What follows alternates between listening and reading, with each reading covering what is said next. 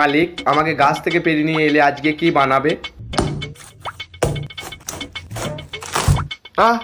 মালিক, আমাকে পুরোটা কেটে অর্ধেক করে দিলে কেন তুমি?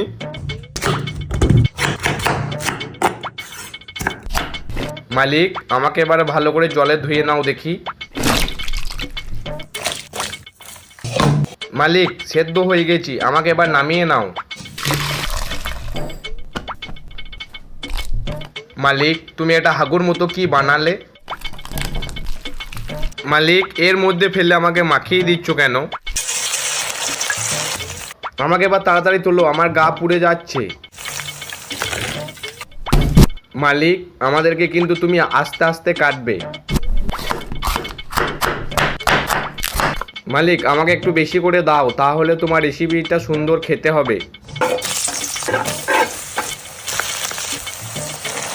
মালিক, তুমি আমাদের মধ্যে এটা আবার লাল লাল কি দিচ্ছ?